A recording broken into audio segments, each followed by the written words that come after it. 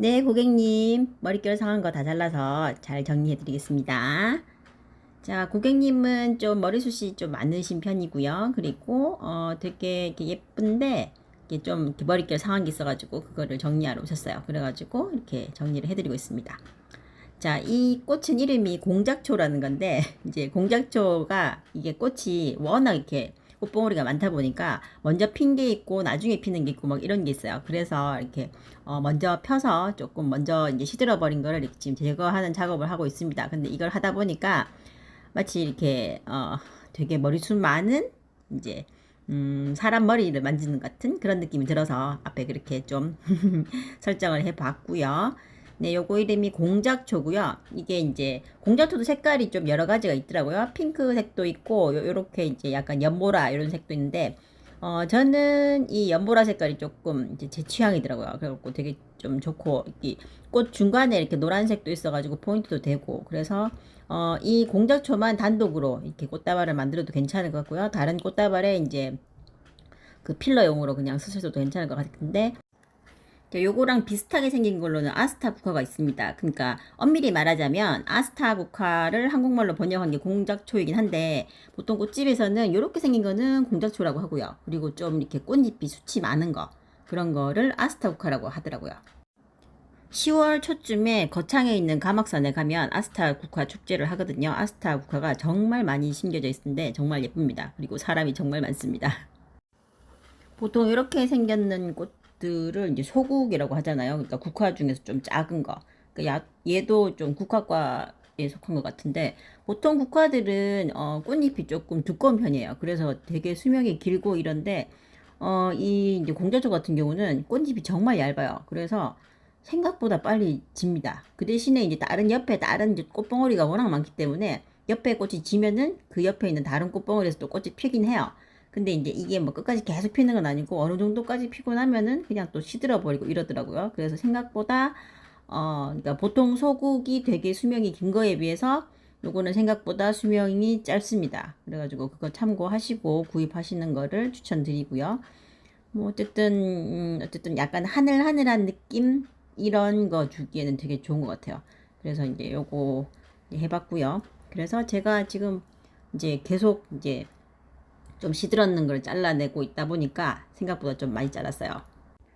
그래서 이게 비포 사진인데 그러니까 시든 거를 잘라내기 전에는 이 정도 꽃이 풍성했는데 시든 거를 많이 잘라냈다 보니까 이렇게 좀 이제 뻐끔하게 됐죠. 그래가지고 너무 많이 자른 것 같고 잘라낸 게 이 정도입니다. 그래서 그러니까 너무 이렇게 예민하게 보시고 조금만 시들면 잘라내기보다는 조금 덜 잘라내고 그냥 좀 놔두셔도 괜찮을 것 같은 느낌이 듭니다. 자, 공작초 얘기는 여기까지 하고요. 제가 이제 꽃집을 오픈한 지 이제 1년이 다 돼 가거든요. 제가 10월 말쯤에 작년에 꽃집을 오픈했고요. 그리고 저는 매장을 이제 임대하진 않고 그냥 집에서 꽃집을 오픈했습니다. 그래서 1년 동안 이제 해보니까 꽃값이 가장 비쌀 때는 졸업 시즌이에요. 졸업 시즌.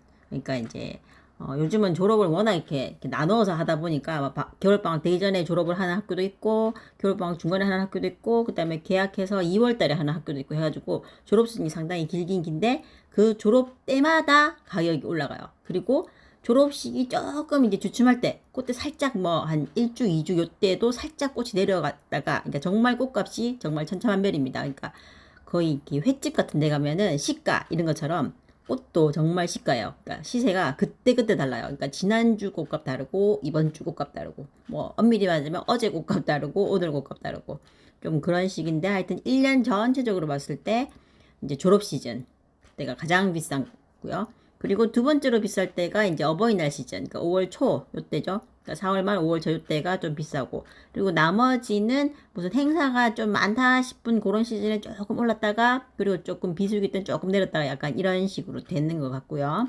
그리고 여름 같은 경우는 대체로 여름 때 이제 꽃값이 조금 싸긴 합니다. 근데 문제는 뭐냐면 여름 되면 특히 장미 같은 경우는 이렇게 알이 이렇게 굵은 장미가 여름에는 알이 많이 작아져요. 그러니까 얼굴이 되게 작아져요. 같은 종류인데도. 그래서 꽃값은 싼 대신에 이제 이렇게 부피감이 확 주는 거죠. 그러니까 예를 들어서 뭐 평소 같으면 장미를 한 단이 10송인데 10송이가 이렇게 되게 부피감이 이렇게 풍성했다 이러면은 여름 되면 이 한 단이 되게 빈약해요. 많이.